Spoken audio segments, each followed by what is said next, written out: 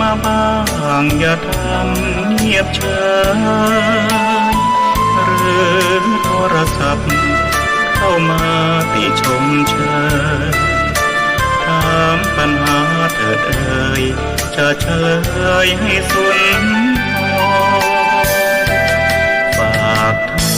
ำนี้มาช่วยย้ำเตือนอย่าลืมอย่าเลือนน้ำคำที่พร่ำสอนสังคมวุ่นวายสุดแสนอาวรณ์วันกลัวโลกจะรุ่มร้อนวันทำจะลับลอย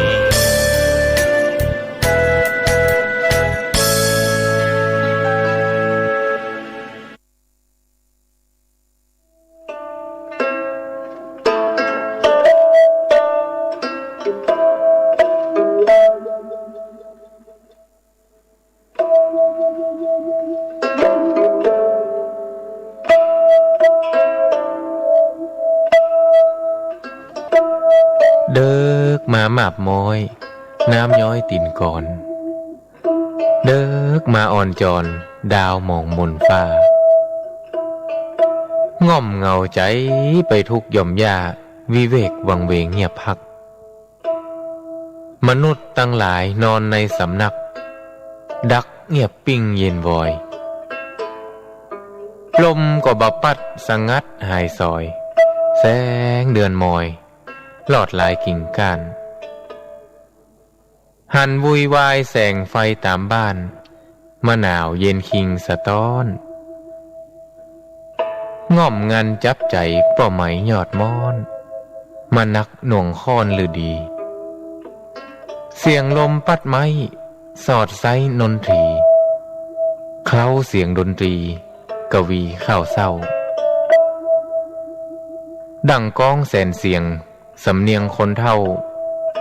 ดิดเด่งปันเมาสะต้านบ่กึดหาไผหือใจเหี่ยวม่านปล่อยใจว่าอันตุยลม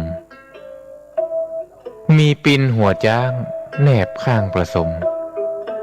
สุขแสนอารมณ์บ่ถามใครได้มีปินหัวจ้างแนบข้างประสมสุขแสนอารมณ์บ่ถามใครได้บ่ถามใครได้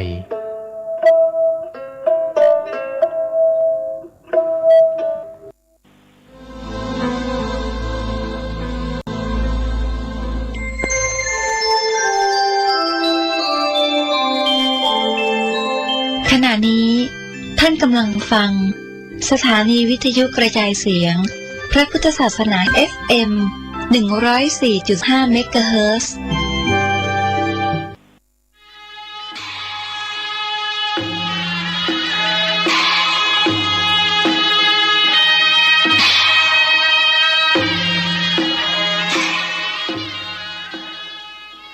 ขอความเจริญในธรรมและความผาสุกทางใจจงได้มาบังเกิดมีแก่ท่านสาธุชนคนดีผู้เจริญในศีลในธรรมทุกท่านพร้อมกันนี้ขอยกมือ10 นิ้วกราบอาราธนาเอาคุณพระพุทธเจ้าคุณพระธรรมพระสงฆ์คุณพ่อคุณแม่คุณครูบาอาจารย์ผู้ประสิทธิ์ประสาทวิชาความรู้บุญศีลบุญทานสิ่งศักดิ์สิทธิ์ทั้งหลายอันมีพระสยามเทวาธิราชพระบรมธาตุดอยสุเทพและครูบาเจ้าศรีวิจัยเป็นต้นขอได้โปรดมาอภิบาลปกปักรักษาพระสงฆ์พระเจ้าพระเนนเถนน้อยและท่านผู้รับฟังรายการทุกคนทุกท่านเพื่อปากันมีความสุขกายสุขใจเหมือนกันทุกตนทุกองค์ทุกผู้ทุกคนตลอดกาลนานมาแถมแล้วเนอเสียงก้องเสียงกองเสียงมองต่ำเข้าเสียงตุเจ้าเทศนาธรรมมาเยี่ยมมาใจท่านสาธุชนคนดีตั้งหลายถึงบ้านถึงจองเพื่อเอาธรรมะแบบรากหญ้าแบบธรรมดามาฮือพ่อแม่พี่น้องตั้งหลายฟัง ก่อนที่จะได้ฟังนี้ขอเชิญชวนมวลพุทธบริษัททั้งหลายไหว้พระเหมือนกับนักมวยไหว้ครูระลึกถึงครูบาอาจารย์ก่อนผู้ที่ไปแสวงหาสัจธรรมสี่อสงไขยปลายแสนมหากัปและ10 ชาติปางสุดท้ายได้เกิดมาเป็นพญาเวสสันตละตาลเข้าของทรัพย์สมบัติสละบัลลังก์ไปบวชเป็นพระฤาษีตาลเมียตาลลูกบำเพ็ญขนาดหนักจนได้ตรัสรู้เฮาไหว้ครูบาอาจารย์เนี่ยก่อนเนออาลังหังสัมมาสัมพุทโธภควาพุทธังภวันตังอภิวาเทมิกราบสวากขาโตภควตาธัมโมธัมมังนัมสสามิกราบสุปฏิปันโนภควโตสาวกสังโฆสังฆังนะมามิกราบหันทัพมายังพุทธัสสะภควโตบุพาภะคณะมะกะลังกะโลมาเสนะโมตัสสะภควโตอะระหะโตสัมมาสัมพุทธัสสะนะโมตัสสะภควโตอะระหะโต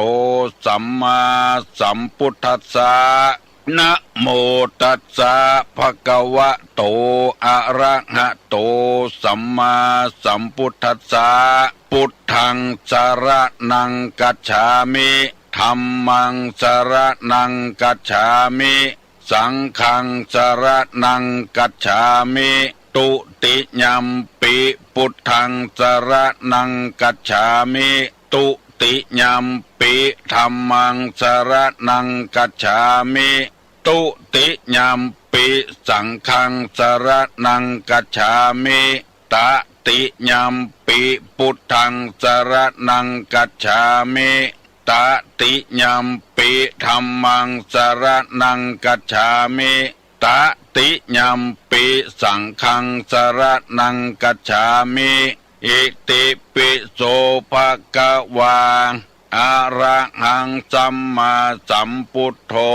วิชชาจรณะสัมปันโนสุขโตโลกาวิทูอนุตตโลปุริสาธัมมสาละถิสัทธาเตวะมนุสสานังพุทโธภควาติสวากขาโตภควตาธัมโมสันติติโกอากาลิโกเอหิปัสสิโกโอปนะยิโกปัจจัตตังเวทิตโพวินยูหิติสุปฏิปันโนภควโตสาวกสังโฆอุจุปฏิปันโนภควโตสาวกสังโฆญาญะปฏิปันโนภควโตสาวกสังโฆสามิเจปฏิปันโนภควโตสาวกสังโฆญาติตังจัตตาลิปุริสายุคานิอัฏฐะปุริสาปุคลาเอสาภควโตสาวกสังโฆอาหุไนโยปาหุไนโยทักขิไนโยอัญจลิกาละนิโยอนุตตลังปุญญเขตังโลกัสสาติกราบหนึ่งกราบสองกราบสามโบราณเป็นว่าเว้นหมาฮือปอศอกเว้นวอกฮือปาปอวาเว้นคนปาลาฮือได้แสนโนดหมายความว่าอย่างไรหมามันนอนก็ดีอยู่หันก็ดีเว้นมันเห็นไหมเขาบุหูใจมันจะคบกามันจะง่างเขาใส่กลางเขาบุหูใจมันเว้นมันเห็นไหมแล้วคนโบราณเป็นอย่างว่าทำไม่ย่าไม่ยิงหมาดำนี่นอนอยู่บ่ฮื้อกายบนหัวหมาคือเว้นตังก้นหมาบนตังบนหัวหมานี่บ่ฮื้อบ่ฮื้อกายถ้าเป็นไม่ย่าไม่ยิงนี่เพิ่นสอนกันขนาดนั้นฮื้อปอศอก ยังบ่เว้นกับสักศอกหนึ่งมันบ่พอมีพิษมีภัยแต่ใดวอกนี่ฮึดปอวาเนี่ยเว้นไก่ๆหน่อยมือมันยาวเขามัดเอวมันกระเดียวมาจ้องผ้าจ้องครัวจ้องได้มันก็ครบอ่ะอีวอกนี่ที่เขามัดไว้นะถ้าเขาบ่มัดทำต้องไก่เหลือว่าก่อนเว้นคนปาลาเฮือได้แสนโยชน์ปาลานี่ปอสละอานะลาตัวนี้นี่เป็นลอลิงสละอาถ้าว่าเป็นกำไทยก็พาลาแปลว่าคนพาลเนี่ยคนพาลนี่คือคนที่เสาะหาเรื่องก็ใส่คือคนบดีที่เขาว่าพาลหาเรื่องหมู่นี้นี่คือเว้นไก่หันหัวต้งเว้นกลางต้งคือคนพาลนี่เว้นว่าดีกันเชียงถึงบ้านถึงเมืองมันว่าบดีเสาะหาเรื่องเข้าใส่คนเป็นผัวก็พาลหาเรื่องใส่เมียทั้งที่บ่มีอย่างสักอย่างอยู่กันดีๆแต่เสาะหาเรื่องก็ใส่กันเป็นเมียก็เสาะหาเรื่องใส่ผัวเนี่ยเรียกเนี่ยการมาดึกดึงกลางคืนนั่งเอาละเสาะหาเรื่องเขาใส่ละรูปพิษกันมีหกบ่มีหกหาเรื่องเขาใส่เอาจนมีกระจายบางคนจนพอละเมียเพราะเมียเป็นคนพาลเป็นว่าบ่มีก็เลยบ่มีก็บ่มีว่าก็มีอยู่ในตึกมีก็มีไว้ไปเอาเหี้ยแล้วเรื่องนี้คนพาลหาเรื่องเล่นเบ้นไก่บาหันตะใดดีตะอันมันอยู่บ้านเหนือเขาไปอยู่บ้านใต้อ่ะมันอยู่ตะวันตกเขาไปอยู่ตะวันออกอ่ะคนพาลหาเรื่องบัดไปต่อสาวยาวความมันว่าอย่างมาก็ดักเหี้ยมันปิ้นไปปิ้นมาลองสังเกตพอบ้านเมืองอยู่ดีๆแต่พาลหาเรื่องจนได้ผิดน้อยถูกน้อยหน้าที่จะอนุโลมกับกันเนี่ยบัดเดียวนี้ประเทศต่างๆที่จะมาลงทุนในประเทศไทยหงายหน้ากันบอกให้มาลงทุนละที่จะมาสัมพันธ์ภายในกีก็บอกให้มาละเพราะบอกไว้ใจบ้านไว้ใจเมืองเพราะมีคนพาลอยู่เสาะหาเรื่องกันอยู่จำไว้เนอะเว้นหมาฮือปอศอกเว้นวอกฮือปอวาเว้นคนปาลาฮือได้แสนโยชน์วันนี้ตุลุงจะเอาธรรมะมาเสนอให้พี่น้องลูกหลานทั้งหลายได้ฟังอันนี้ถ้าไปฟังแล้วจะชอบอกชอบใจเพราะมันถูกต้องตามนั้นอันนี้เป็นธรรมะในทางพระพุทธศาสนาเปิ้นว่าไว้เขียนไว้ตุลุงไปอ่านเขาใส่แล้วก็เอามาเสนอให้พี่น้องทั้งหลายฟังเพื่อเขาจะได้ระวังตัวไว้ถ้ามันเป็นไปแล้วก็มันจะจ้าลงไป วันนี้เอากรรมที่ว่าโดยบอกควรให้ยืมเงินแก่บุคคล4อย่างคือ4คนนี้มันจะมาออดอ้อนจะใดก็ตามเถอะมันจะทำให้เฮาใจอ่อนใจจางก็ตามเถอะพยายามทำใจแข็งไว้ถ้าเฮามีเงินมีทองให้เขายืมนะบอกควรให้กู้ให้ยืมบุคคล4คนนี้1คนไร้ศีลธรรม2คนที่ประพฤติเสียหายก็ไร้ศีลธรรมเหมือนกันนะ3คนขี้เกียจคร้าน4คนที่ทำกรรมหยาบช้า4คนนี้จะไปฮื้อมันยืมถ้าฮื้อก็ฮื้ออย่าเลยบ่ต้องฮื้อยืมกองทุนเงินล้านที่อยู่ในหมู่บ้านขอให้จำไว้เนอะถ้าบุคคล4คนนี้มายืมจะไปฮื้อยืม1คนไร้ศีลธรรม2คนที่ประพฤติเสียหาย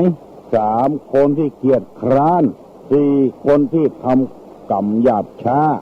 แล้วกรรมเดียวตุลุงจะขอเมตตาเวลาอธิบาย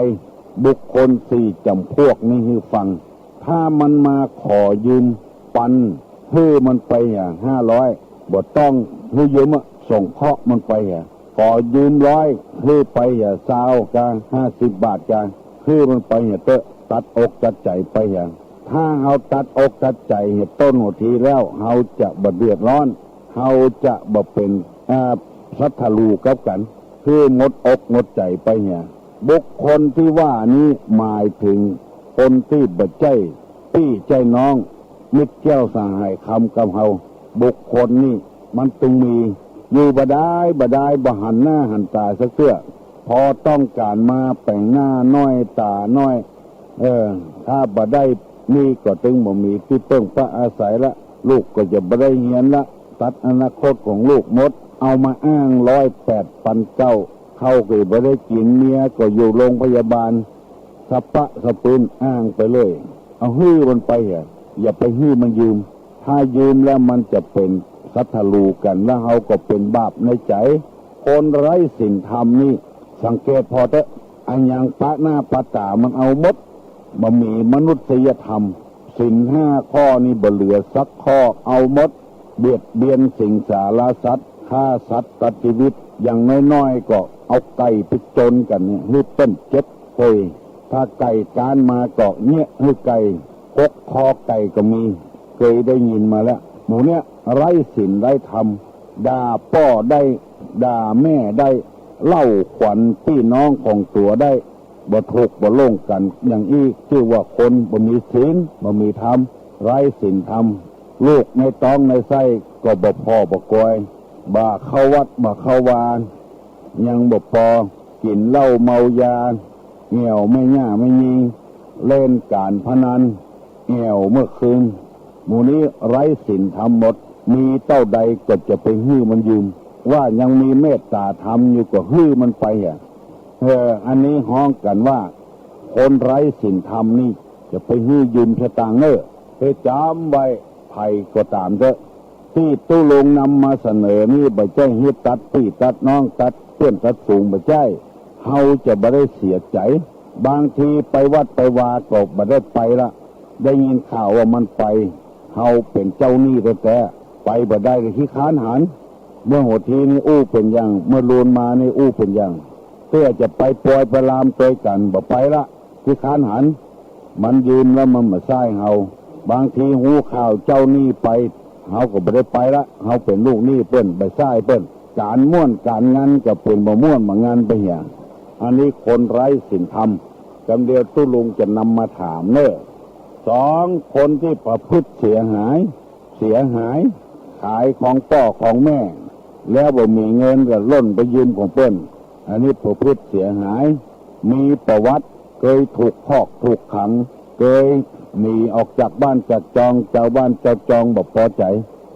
อันนี้เรียกว่าประพฤติเสียหายตั้งกายก็เสียหายตั้งปากก็เสียหายจิตใจก็ต่ำซ้ำอันนี้จะไปฮื้อยืมเงิน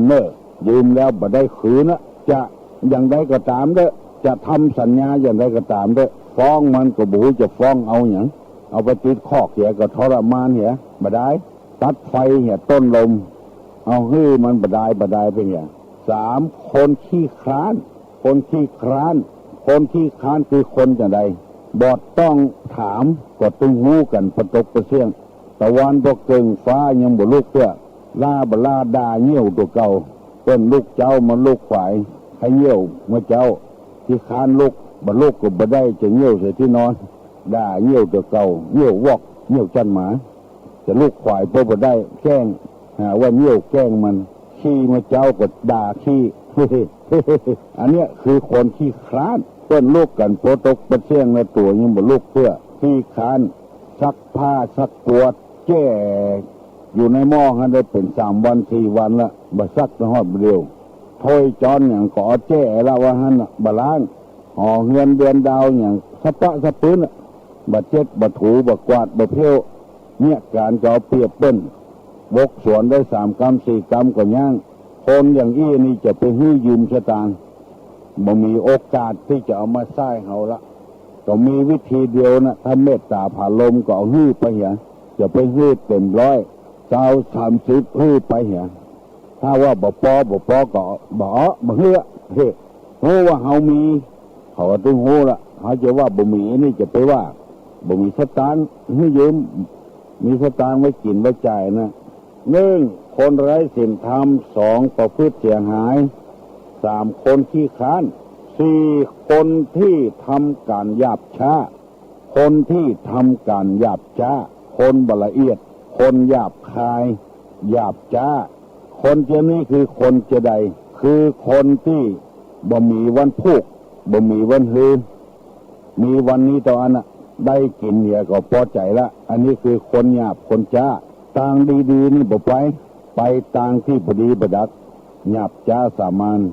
เปิ้นเนี่ยการอย่างตึงหมู่ตึงมวลหยาบจ้าไปตัวเปิ้นอย่างที่เคยอู้ให้ฟังเปิ้นจวนไปเที่ยวไปทางสถานที่สาธารณะไปตัวเปิ้นมีดก็บ่ไปขอบกก็บ่ไปนี่คือคนหยาบจ้า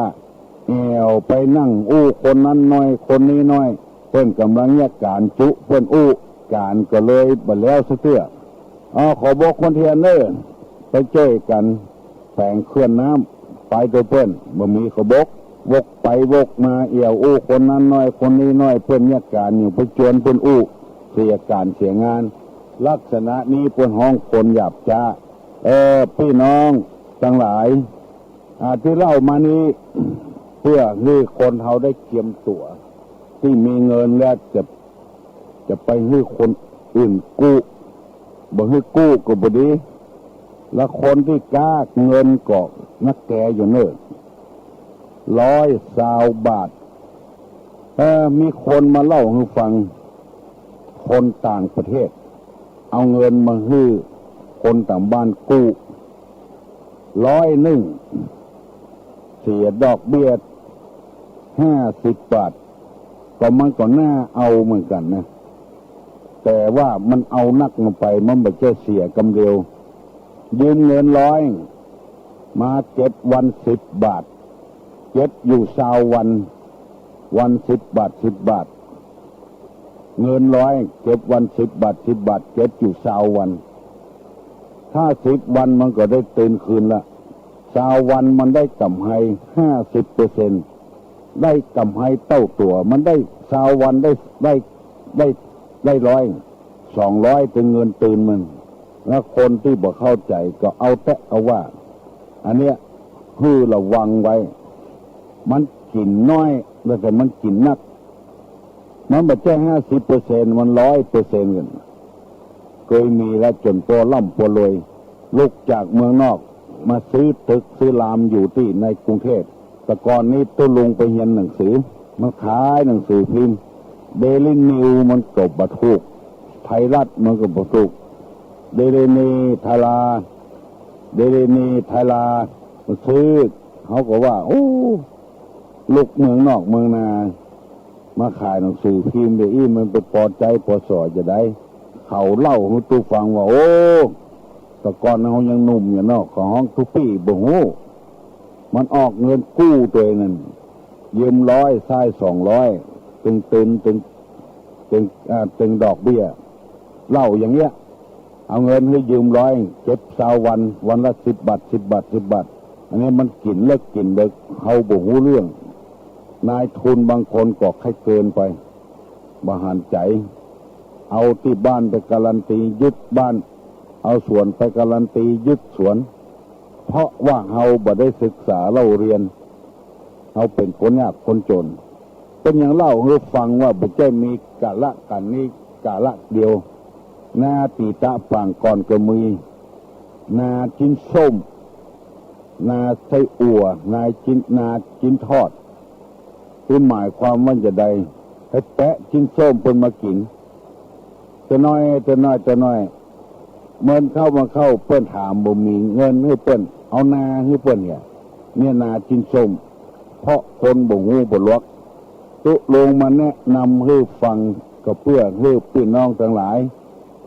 ได้มีความเข้าใจขอให้ท่านผู้ฟังทั้งหลายกูคนมีความสุขบันหวันใจหิมากล้าขึ้นอยู่กันให้ม่วนเน้อจะไปก่อทะเลาะวิวาทอย่างกันวันนี้ถ้าเอาดีวันพุธก็จะดีกันต่อไปชุมชนจะได้เข้มแข็งขึ้นตั้งอกตั้งใจรับปอน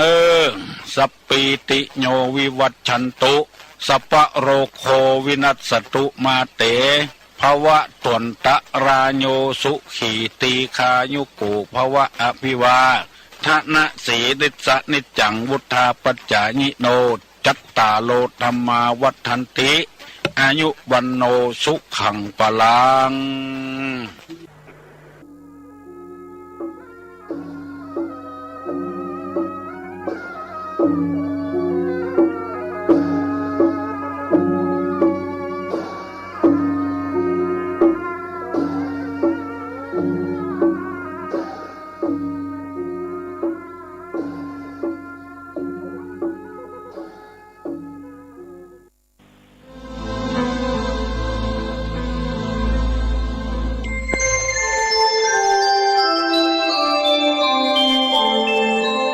ขณะนี้ท่านกำลังฟังสถานีวิทยุกระจายเสียงพระพุทธศาสนา FM 104.5 เมกะเฮิรตซ์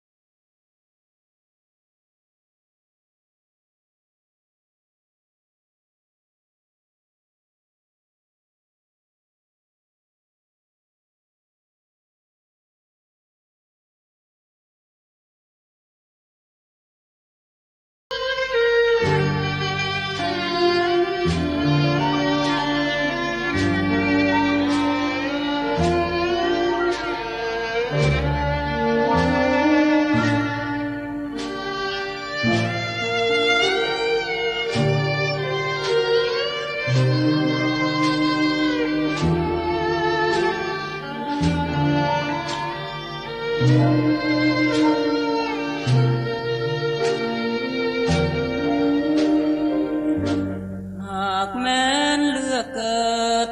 เองได้คนทุกคนเลือกเกิดอย่างไรก็ตามใจเขาปรารถนาแต่ตัวฉันนั้นก็ตั้งสัจจะวาจาถึงชาตินี้ชาติหน้าปรารถนาเกิดมาไกลคุณหากร้อนผิวกายใจระทมตัวฉันยอมเลือกเกิดเป็นลมเฝ้าลูกชมเนื้ออ่อนละมุนหากหนาวนักขอรักวางไว้เป็นทุนขอเกิดมาเป็นผ้าอุ่นเกิดเป็นหมอนอุ่นสำหรับนาง มาเป็นสีแดงแต้มแต่งสองริมฝีปากคุณอยากเกิดเป็นแป้งหอมกรุ่นรูปลายเนื้ออุ่นสองครางอยากเกิดเป็นสร้อยห้อยคอไว้อยากเป็นดอกไม้ที่ทัดหูอยากอยู่ร่วมหอไม่ห่างจะขอเป็นแหวนสวมก้อยเป็นกำไลสวมใส่มือน้อยเกิดเป็นรอยรับบาดของนางอยากแนบเนื้อขอเป็นเสื้อสวมใส่สันระพางขอเกิดเป็นหมอนข้างเพื่อนางนวลน้องได้กอดนอน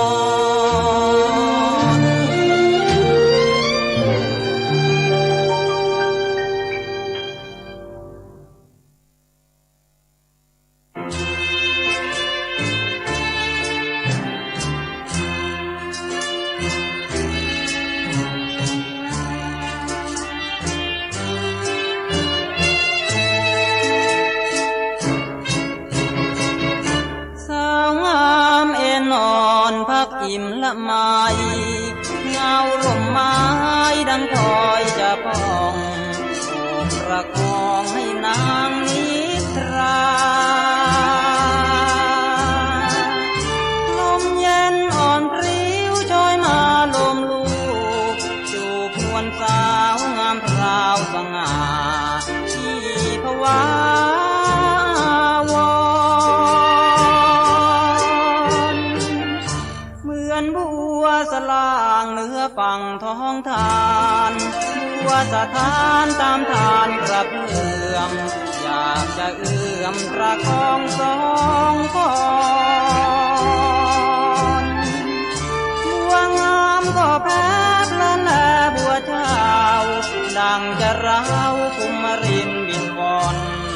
วนเวียนวอนวังเพียงพิโรมยามหลับยังยิ้มพริมพราวยามหลับยังยาวใจพี่เร่งเราหรือดีให้พี่ไปชมที่อยากจะเป็นร่มไม้ที่อยากจะเป็นสายลมเพื่อจูบรูปชมให้สมหรือไทยขอให้สาวงามน้องหลับฝันดีเงาร่มไม้แทนกายใจพี่โปรดปกป้องประคองขวัญใจเล่นนอนสระน้ำแทนเคหาห้องที่เราสองใจปองรักใครขอฝากหัวใจไปกับนางขอให้สาวงามน้องหลับฝันดีเงาร่มไม้แทนกายใจพี่โปรดปกป้องประคองขวัญใจเล่นนอนสระน้ำแทนเคหาห้องที่เราสองใจปองรักใครขอฝากหัวใจไปกับนาง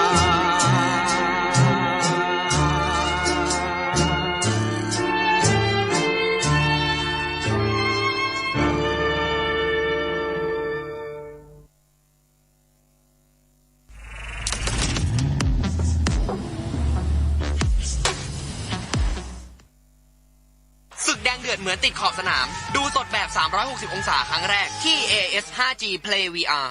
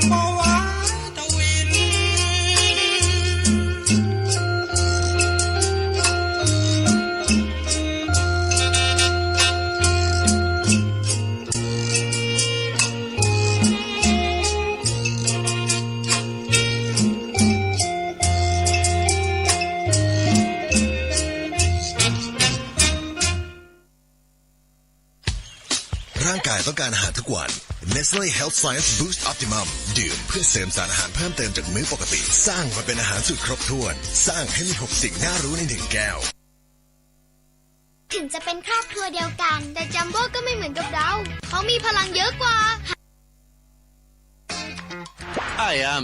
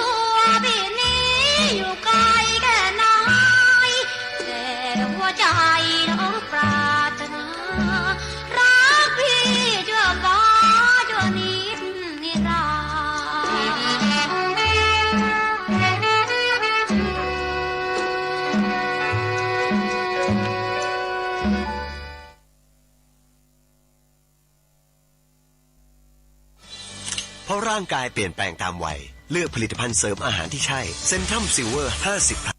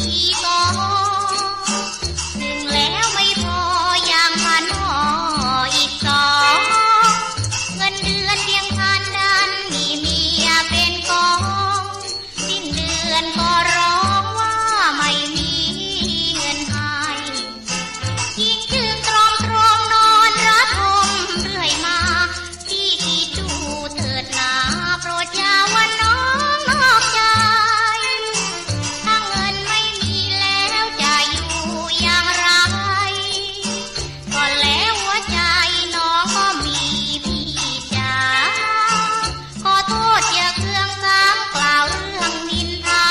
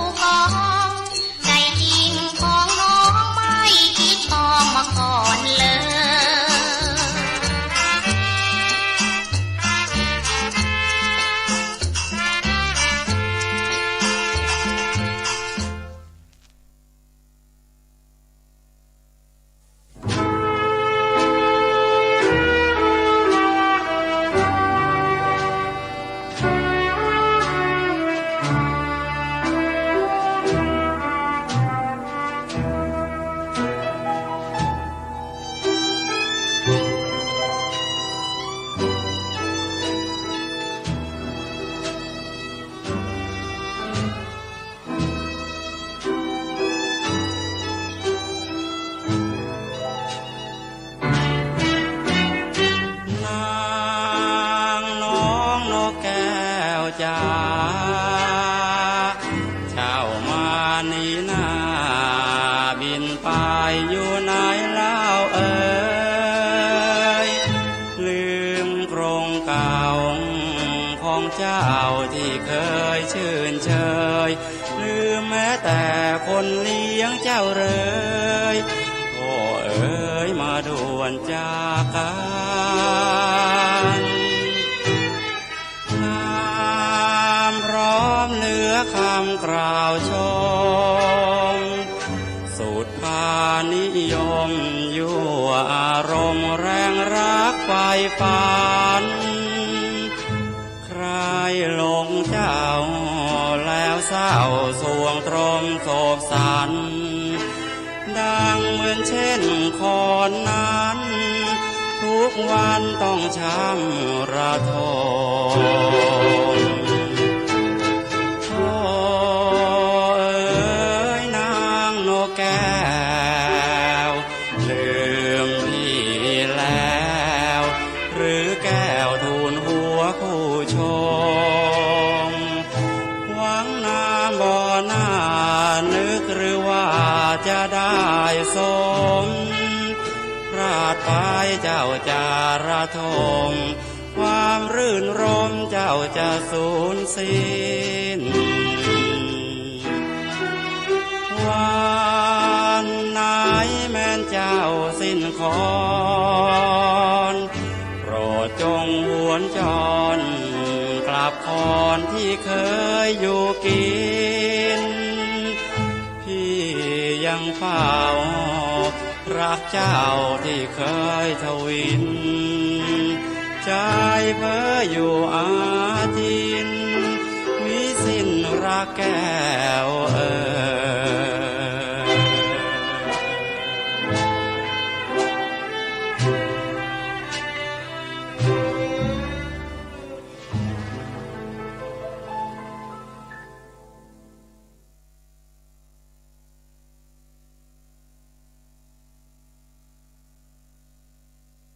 ดาวน์โหลดพอดแคสต์โปรดของคุณแล้วฟังแบบไม่มีสะดุด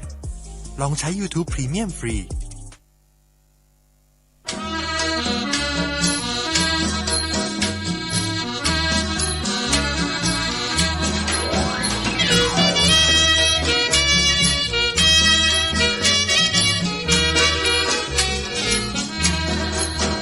มีถนน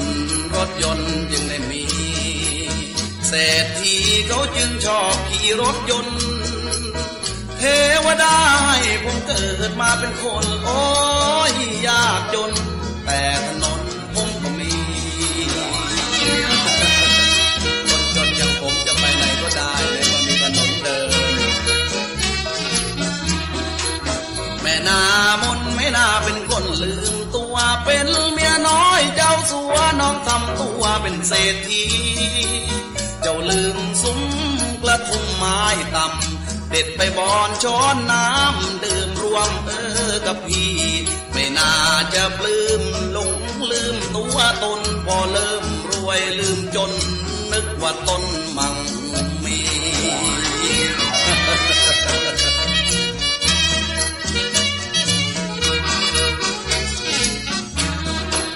ลองย้อนหลังครั้งที่เจ้าอยู่นาแล้ววาดภาพหลับตานึกถึงมา6 ปีใส่เสื้อดอกยังนุ่งผ้าถุงแม่ขวัญใจเข้ากรุงเดี๋ยวนี้น้องนุ่งมีดีมาเยี่ยมบ้านนอกบอกไม่รู้จักควายถามแม่ว่าตัวอะไรแม่ค้าช่วยบอกหนูทีไงเป็นงานไปเราแม่คุณไม่รู้จัก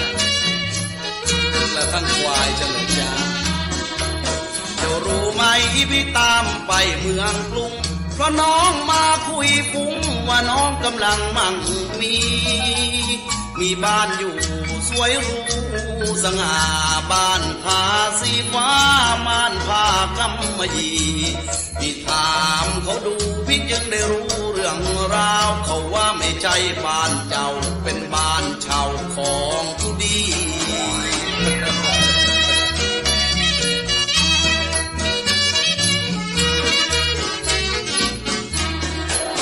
รวยหรือจนมัน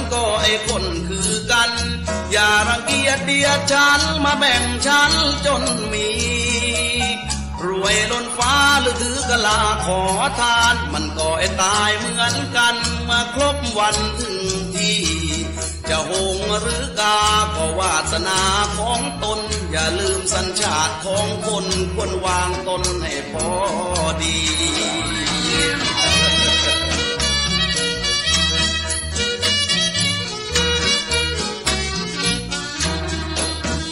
มีถนนรถยนต์จึงได้มีเศรษฐีเขาจึงชอบขี่รถยนต์เทวดาให้ผมเกิดมาเป็นคนโอ้ยยากจนแต่ถนนผมก็มี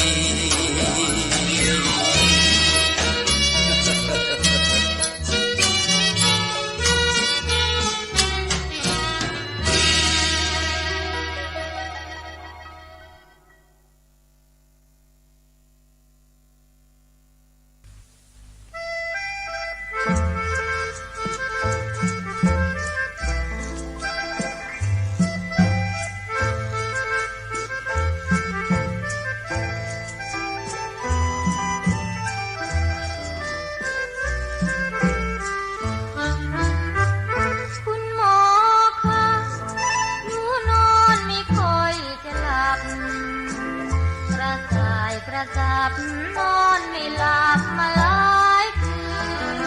นที่สองที่สามคืนงุ่มงามหัวใจเต้นตื่นเดี๋ยวลุกเดี๋ยวนั่งเดี๋ยวยืนสุดจะฟื้นตาหลับไหลคุณหมอคะหนูมาให้หมอช่วยตรวจจะบีบจะนวดเชิญหมอตรวจให้ถึงตั้งแต่เจอหมอเมื่อตอนหมอมารักษาปิดใจโรคนั้นมันหายขาดไปมีโรคอะไรไม่รู้มาแทนล้มตัวจะหลับก็กลับเห็นหน้าคุณหมอปวดหัวปวดฟันเป็นต่อเหมือนโรคร้อนจะคอยฆ่าแก้กินข้าวเพียงนิดโอ้ยังพาจิตสำแดงกินน้ำชาก็พาแสลงกินน้ำแกงก็แทนจะปล่อยคุณหมอคะหนูนอนไม่ค่อยจะหลับโรคใหม่มันทับคอยหมอกลับมาหาหน่อย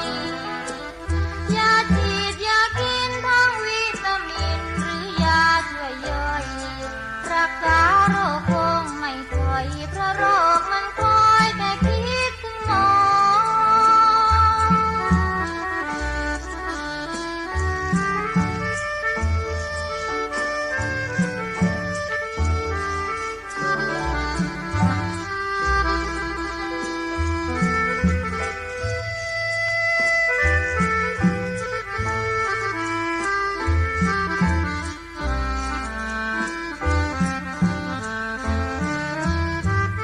คุณหมอ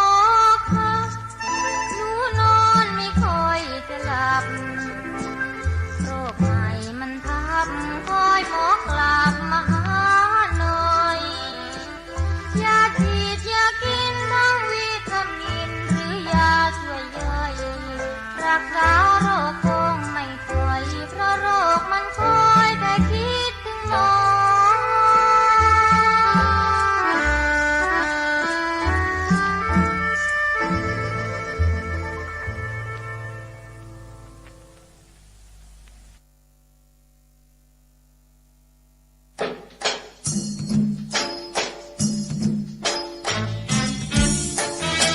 เพลงนี้ขอมอบให้บรรดาผู้ที่ไม่ยอมแก่ทั้งหลาย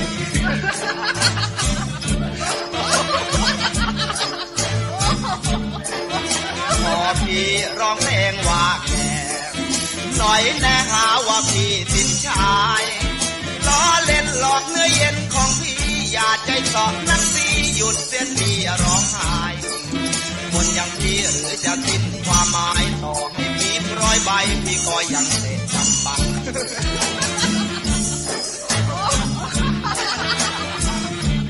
ยังไม่แก่ หรอกน้อง พอพี่ร้องเพลงว่าแก่หน่อยแน่น้องทำเป็นเกลียดชังคนอย่างพี่หรือจะสิ้นหมดภูมิยอมแพ้ความเป็นหนุ่มน้องควรคิดดูบ้างถึงพี่แก่ที่ยังแน่นวลนางต่อให้ช้าง100 ตัวพี่ก็ยังไม่กลัวมันพี่ยังไม่แก่หรอกน้องรับรองว่ายังหนุ่มอีกนานฟันจะหักหนังจะเหี่ยวมันก็ไม่เกี่ยวเพราะว่าเป็นเรื่องของมันอย่าเพิ่งนึกว่าพี่แก่เหลียวแลพี่บังเอิญแย้มจานมะพร้าวหาวที่เขาเอามาขูดอีกมะนาวมากรูดน้องเห็นบ้างไหมนั้น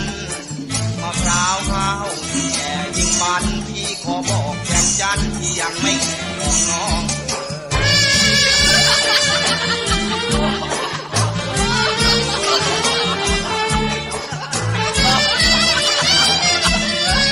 ยังไม่แก่หรอกน้องพอพี่ร้องเพลงว่าแก่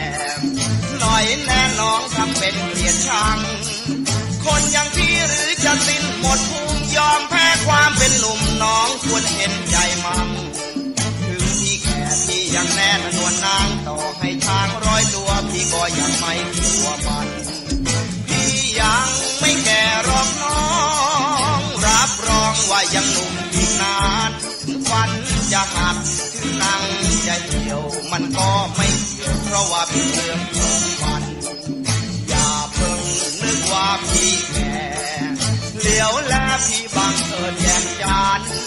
มะพร้าวหาวที่เขาเอามาขูดอีกมะนาวมากรูดน้องเห็นบ้างไหมนั้นมะพร้าวหาวที่แก่ยิ่งมันพี่ขอบอกแย้มจันว่ายังไม่แก่หรอกน้อง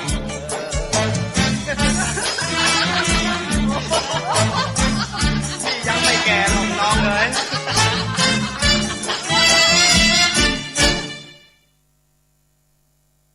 ค้นพบเพลงใหม่ด้วย YouTube Music บริการสตรีมมิ่งเพลงโดยเฉพาะได้รับการออกแบบมาเพื่อช่วยให้คุณหาเพลงที่ชอบได้อย่างรวดเร็ว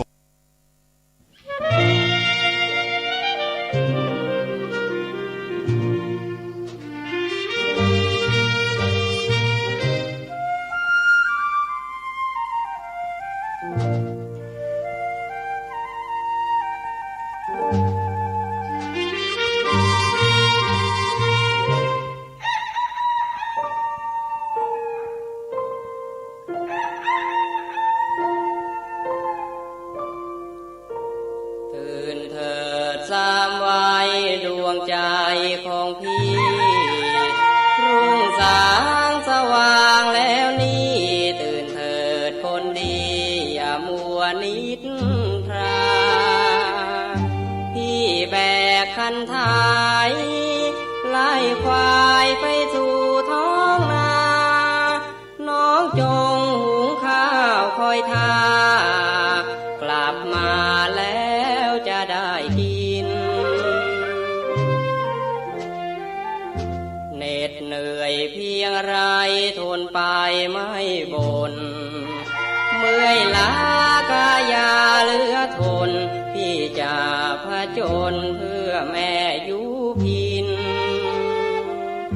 ถูกแดดถูกลมเหงื่อโสมท่วมกายไหลรินแล้วพลันมาลายหายสิ้นเห็นหน้าอยู่พินช่างสุขทุกอย่างนานนาเราทำนาด้วยกัน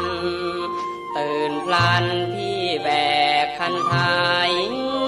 เจ้านั้นจุงควายติดตามนี่แหละสวรรค์สรรสร้างหมดจดงดงามรวงทองสีทองอารามมองเมฆสีครามเมื่อยามเย็นโอ้สุขใดๆที่ไหนเทียมเท่าสวรรค์นั้นเป็นของเราไม่มีเรื่องเศร้าความทุกข์ลำเค็ญ กเราทั้งพ้องทำนามิได้ว่างเว้นบ้านนานี้ดังเป็นชิมพรีแห่งแดนวิมา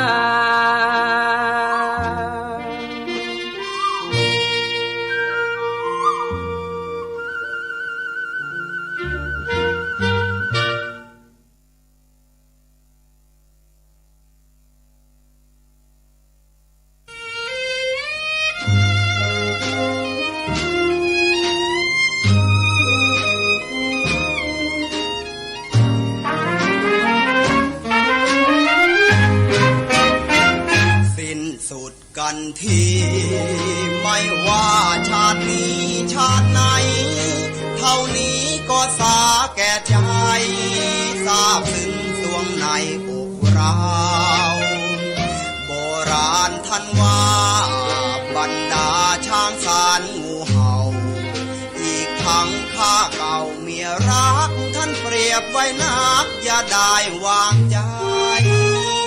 เช่นดังตัวผมต้องตรงดวงใจสุดทนเมียรักที่เคยกอดนอนต้องมาหนีจรจากไปลืมผัวทิ้งลูกปลูกฝังคิดคบชูใหม่เมียเอ๋ยช่างเลวเหลือร้ายผีป่าหรือไรสิ่งใจแม่นางลืมน้ำพริกผักจิ้มไตปลาเจ้าลืมแม้กลิ่นปลาเจ้าลืมกระทั่งปลายางเจ้าไม่ทวินจึงโบยบินคิดติดปีกห่างอำลาผัวไปไกลห่างทิ้งลูกร้องครางเสียแทบขาดใจสิ้นสุดกันเถอะนาแม่นางโมราใจสองชาตินี้ไม่ขอไฟปองให้มามัวมองต่อไปสงสารแต่ลูกต้องมาคร่ำครวญร้องไห้ลูกเอ๋ยแม่จากเจ้าไปพ่อยังเลี้ยงได้นะลูกยาถึงแม้พ่อมียศอย่าโทษส่งบังไม่ใหญ่ไม่โตเจ้าไม่ต้องกลัวหน่อยนาพ่อจะส่งเสียให้เจ้าได้รับการศึกษาต่อไปในภายภาคหน้าเจ้าจะได้มีวิชาติดตัวสิ้นชาติขาดกันตั้งแต่วันนี้เถิดนานางหญิงใจสามชั่วช้าเยี่ยงนางโมราคาผัวไม่เคยนึกอิ่มชอบชิมรสกามเมาม่วงจนลืมรักลูกรักผัวน้ำใจแสนชั่วผัวเดียวไม่พอ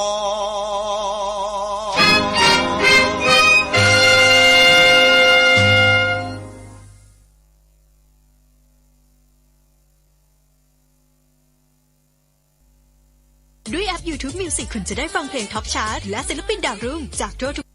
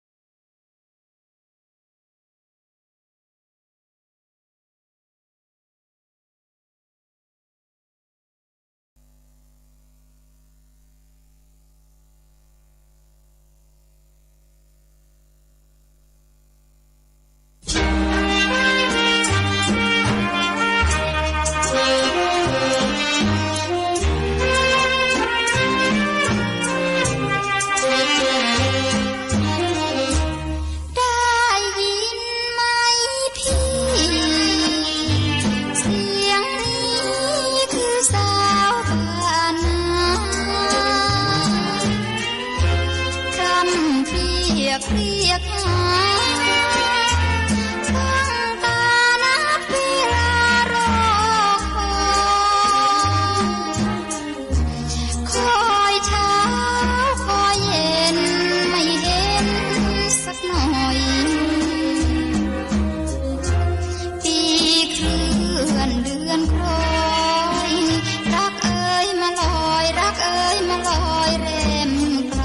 อีกเมื่อไรรักจะคืนรื่นรมตาแตกบานแล้วร่วงสีม่วงที่พี่ชื่นชมรีริงระงม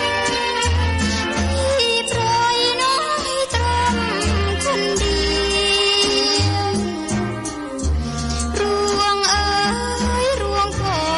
งต้องรักคนเกี่ยวรวงข้า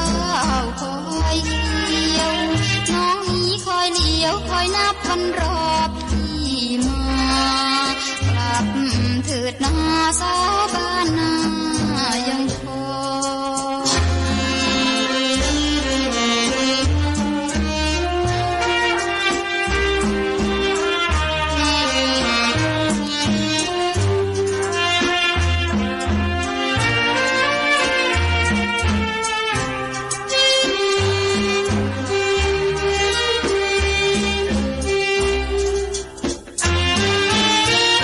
ตาแบ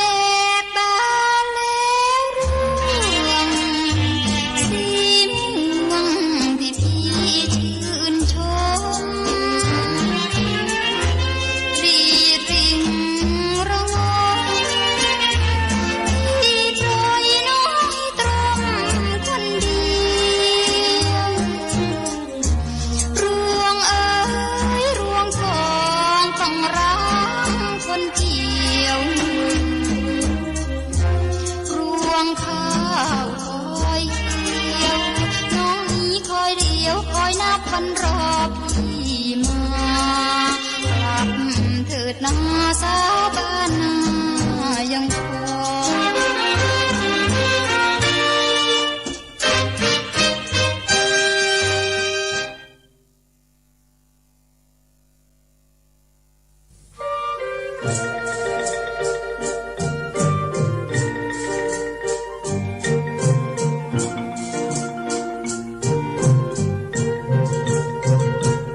ลมโชยชิวปลิวกิ่งไม้ไว้สั่นดุดดังเสียงรำพันให้ชวนฝันปรารมเอื้องดอกน้อยลอยกลิ่นตามสายลมอบอวนหวนชวนดมชื่นอารมณ์ไม่ไหวลมพัดร่วงหอมชื่นสวงปรีพรวงกระจายช่อพยอมกลิ่นหอมอยู่ไม่คลายกลิ่นดีพี่ไม่เคยนายชวนฝันใฝ่ถึงสาว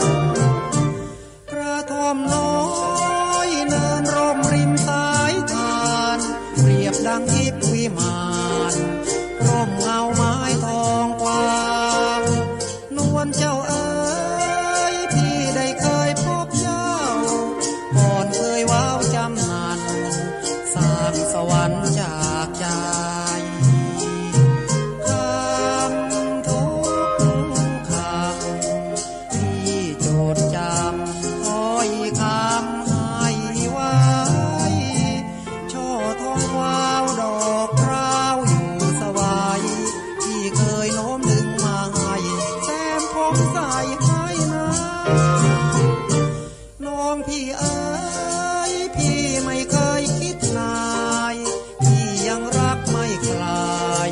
ไม่ลืมเนื้อนวลปรางรักยังฟังใจพี่หวังทุกอย่างกลับมาหมายพบนางอย่างเคยว้าวเฝ้าวอนทูลหัวพี่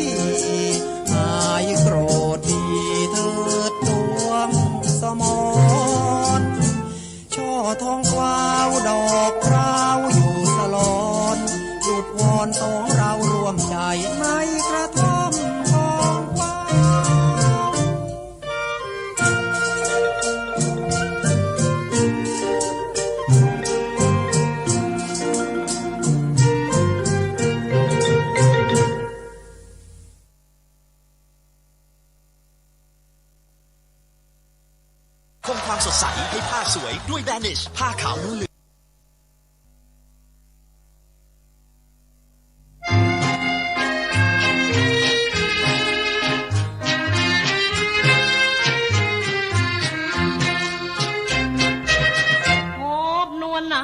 กลางป่างดังธิดาสวรรค์ส่วนสัตว์ราศีนารีงามผ่องพันโอดชาคิ้วเจิดจันพวงนั้นตึงปึงพายจมูกงามรับพลางดังเสกสรรเนตรนั้นว่ากลมคงคายปากเรือแดงไฟดำเมื่อยามเจ้าชายมีวายเฝ้าเมื่อมองน้องคงเป็นจอมไพรจึงใจลายไม่หมุนมอง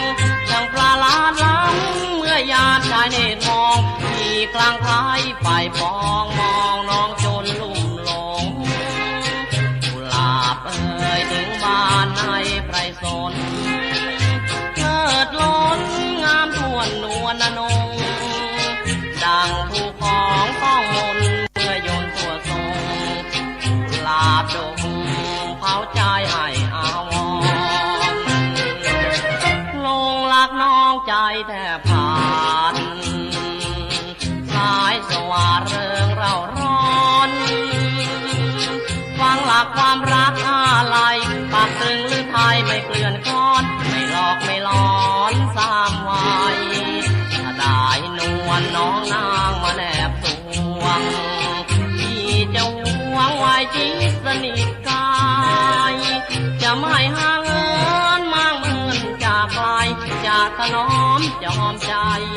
ขอตายเคียงผู้นางน้องเป็นนางกลางดง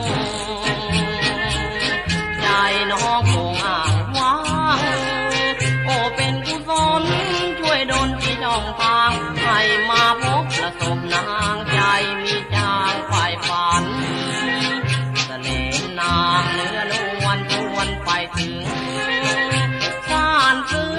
เกินคำรำพันหากว่าบุญชักไปใจตรงต่อกันจะเก็บนางนั้นไว้กลางแนบวางใจ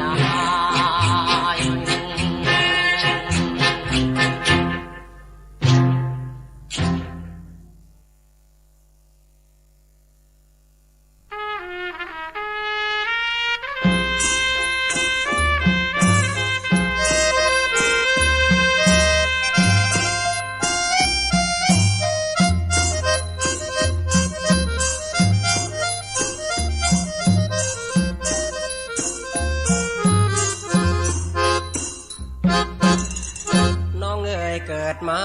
เป็นคนจะรวยหรือจนก็หนีไม่พ้นเป็นคนเช่นกันมีหูมีตามีหน้ามีปากมีฟันถึงต่างเพศผิวพรรณก็คนเหมือนกันนั่นแหละนะถึงพี่จะเป็นคนจนตากแดดตากฝนก็สุขใจล้นเป็นคนบ้านนะพอถึงวันโกนวันพระก็เข้าวัดว่าฟังเทศน์ของหลวงตาแล้วเก็บเอามาคิดเป็นกำไรหลวงตาท่านว่าไว้ข้อหนึ่งยิ่งคิดยิ่งซึ้งเข้าสู่หัวใจว่าคนชื่อน้อยบางทีรูปร่างโตใหญ่บางคนชื่อยิ้มทำไมถึงได้หน้าบึ้งอยู่ตลอดวัน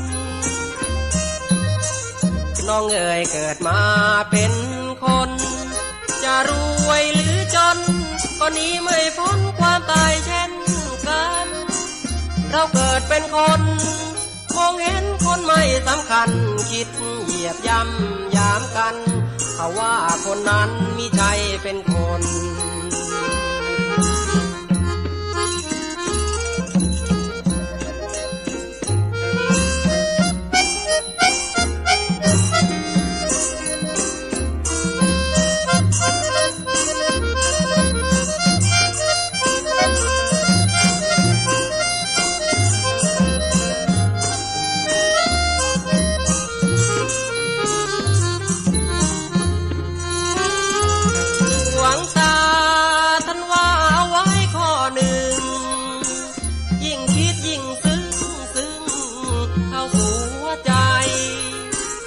ว่าคนชื่อน้อยบางทีรูปร่างโตใหญ่บางคนชื่อยิ้มทำไมถึงได้หน้าบึ้งอยู่ตลอดวันน้องเอ๋ยเกิดมาเป็นคนจะรวยหรือจนก็หนีไม่พ้นความตายเช่นกันเราเกิดเป็นคนมองเห็นคนไม่สำคัญคิดเหยียบย่ำยามกันเขาว่าคนนั้นมิใช่เป็นคน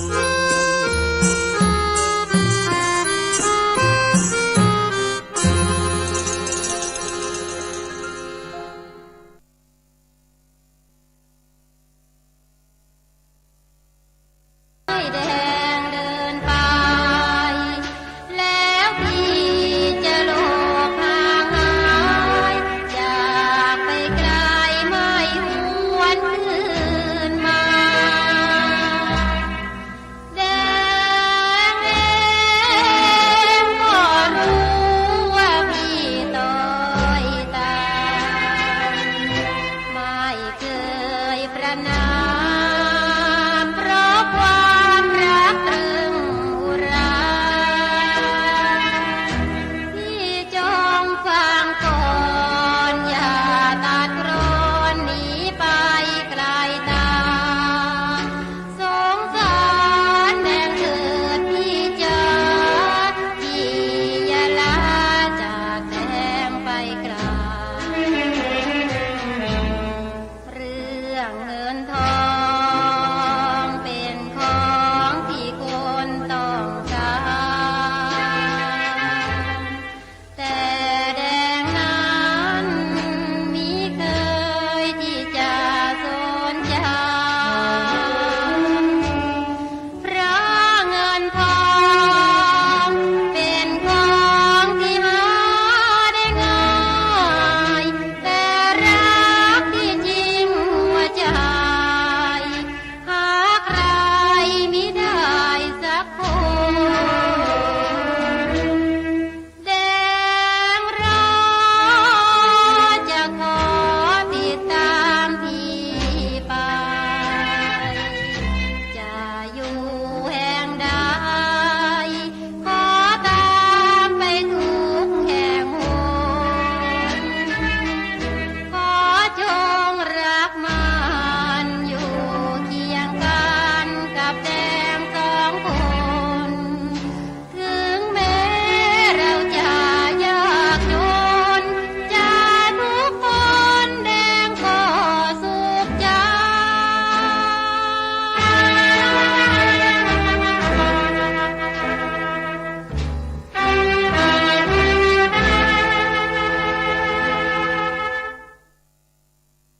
ตัวไหนก็ฟิน และอัดแน่นด้วยสาร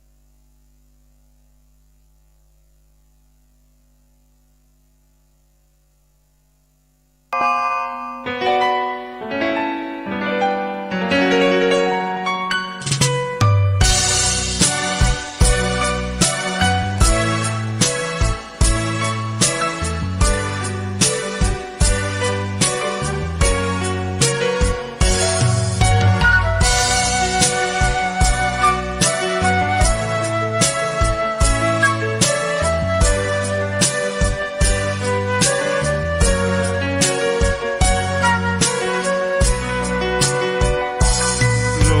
กล้วนชวนให้คิดอนิจจังทุกสิ่งไม่ยั่งยืนจีรังย่อมผุพังตามกาลเวลาจะฝื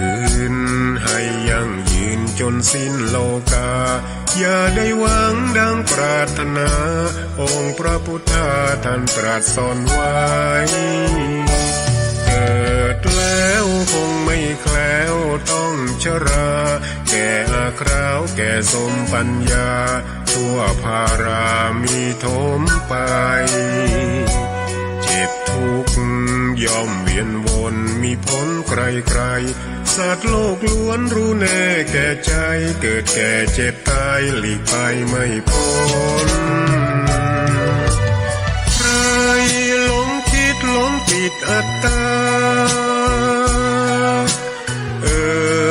ว่าใจแจ้ง กมลแม้นใครปลงได้คงสุขล้นชีวิตมีมองมนเกิดมาเป็นคนสมบูรณ์ดับหายเพียงร่างกายไว้ชีวาแต่กุศลผลกรรมทำมาย่อมแปลงค่ากลายเป็นทุนส่งผลให้ทุกคนเวียนวนไม่สูญสุขและทุกข์เป็นไปตามทุนที่พวกคุณได้ก่อทำมา